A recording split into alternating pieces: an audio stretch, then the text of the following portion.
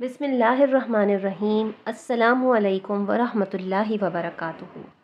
کیا آپ جانتے ہیں مسجد اقصی اسلام کے 3 مقدس ترین مقامات میں سے ایک ہے جس کی طرف سفر کرنا بھی باعث اجر و ثواب ہے۔ مسجد اقصی اپنے آپ میں ایک مکمل تعمیری تاریخ رکھتا ہے جس کا تعلق قوموں کے عروج و زوال اور پیغمبروں کے مبعوث ہونے سے ہے۔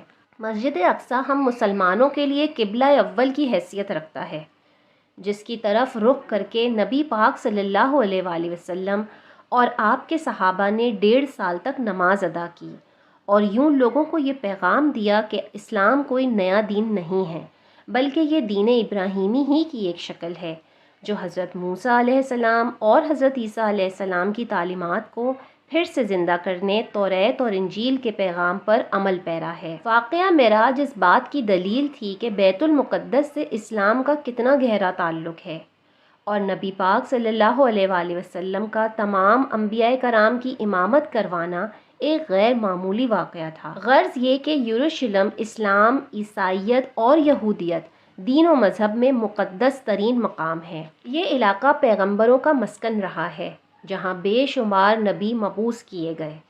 قرآن مجید میں اللہ تعالیٰ نے سرزمین قدس کے متعلق سورہ اعراف میں فرمایا، اور ہم نے اس قوم کو کہ جس کو کمزور بنایا گیا تھا اس سرزمین کے مشرق و مغرب کا وارث بنایا کہ جس سرزمین میں ہم نے برکت رکھی ہے۔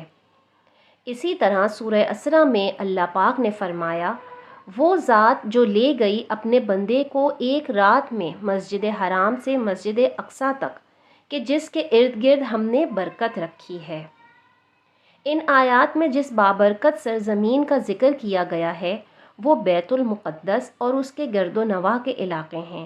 حدیث مبارکہ میں آپ صلی اللہ علیہ وآلہ وسلم نے مسجد اقصی کی فضیلت بیان کی ہے، لہٰذا حضرت ابو ذر غفاری رضی اللہ تعالی عنہ سے روایت ہے کہ انہوں نے نبی پاک صلی اللہ علیہ وآلہ وسلم سے پوچھا، اے اللہ کے رسول، اس روئے زمین پر سب سے پہلے کون سی مسجد تعمیر کی گئی تھی؟ آپ صلی اللہ علیہ وآلہ وسلم نے فرمایا، مسجد حرام۔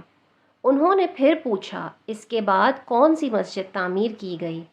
آپ صلی اللہ علیہ وآلہ وسلم نے فرمایا، مسجد اقصی۔ حضرت ابو ذر غفاری رضی اللہ تعالی عنہ نے کہا، ان دونوں کے تعمیر کے دوران کل کتنا وقفہ ہے؟ آپ صلی اللہ علیہ وآلہ وسلم نے ارشاد فرمایا، 40 سال۔ علماء و مفسرین کی ایک جماعت کے نزدیک مسجد اقصی خود حضرت آدم علیہ السلام نے تعمیر کی تھی اور بعد میں حضرت ابراہیم علیہ السلام نے اسے دوبارہ تعمیر کروایا۔ روایات کے مطابق اللہ نے حضرت جبرائیل علیہ السلام کو خصوصی طور پر حضرت آدم علیہ السلام کی طرف بھیجا اور حکم دیا کہ مسجد حرام اور مسجد اقصی کی تعمیر کریں۔ ابن حشام نے اپنی تاریخ میں لکھا ہے کہ جب بنی اسرائیل فلسطین میں مضبوط ہو گئے اور ان کی ریاست قائم ہوئی تو حضرت داؤد علیہ السلام نے بیت المقدس کی دوبارہ بنیاد رکھی اور پھر آپ کے جانشین اور فرزند حضرت سلیمان علیہ السلام نے مسجد اقصی کی مکمل تعمیر فرمائی۔ غرض یہ کہ احادیث اور تاریخی روایات سے یہ پتہ چلتا ہے کہ بیت المقدس کو کئی مراحل اور ادوار میں بار بار تعمیر کروایا گیا ہے۔ اس کی تجدید کئی پیغمبروں نے بھی کی ہے۔ مسجد اقصی کی مکمل تعمیر حضرت سلیمان علیہ السلام کے دور میں ہوئی، جس کی تائید نہ صرف اسلامی بلکہ اسرائیلی روایات سے بھی ملتی ہے۔ حضرت سلیمان علیہ السلام اللہ کے جلیل القدر پیغمبر تھے جن کی سلطنت مشرق سے مغرب تک تھی اور انسانوں کے ساتھ چرند پرند، جانور، حیوانات اور جنات پر بھی آپ نے حکومت کی تھی۔ جنات آپ کے تابع اور فرما بردار تھے۔ اللہ پاک نے جنات کو آپ کے تابع کر دیا تھا جو حکومتی امور میں حضرت سلیمان علیہ السلام کی حکم کی تعمیل کیا کرتے تھے اور بڑے بڑے کام سر انجام دیتے تھے، لہٰذا مسجد اقصی کی تعمیری کام میں حضرت سلیمان علیہ السلام نے جنات کو اپنے ساتھ لگایا تھا۔ اس مسجد کی تعمیر آپ کے بادشاہ بننے کے بعد ہی شروع ہو گئی تھی اور تقریباً 40 سال میں مسجد کی تعمیر مکمل کی گئی۔ تعمیری مقام پر حضرت سلیمان علیہ السلام نے شیشے کا ایک حجرہ بنوایا تھا جس کے اندر آپ عبادت کیا کرتے تھے۔ آپ اپنے عصا کے سہارے کھڑے رہتے تھے اور اللہ کی عبادت میں مشغول رہا کرتے تھے۔ یہ عبادت کافی طویل ہوا کرتی تھی۔ آپ کئی کئی دن اور مہینے تک بھی ایسے ہی کھڑے رہتے تھے اور جنات اپنے کاموں میں مشغول رہا کرتے تھے۔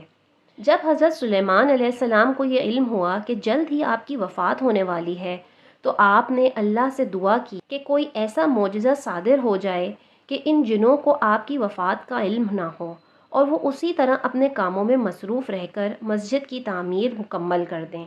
لہٰذا اسی حجرے کے اندر جب آپ عبادت میں مصروف تھے تو آپ کی روح قبض کر لی، لیکن اس عصا کے سہارے آپ کے جسم مبارک ویسا ہی کھڑا رہا اور جنات یہ سمجھتے رہے کہ آپ عبادت میں مشغول ہیں۔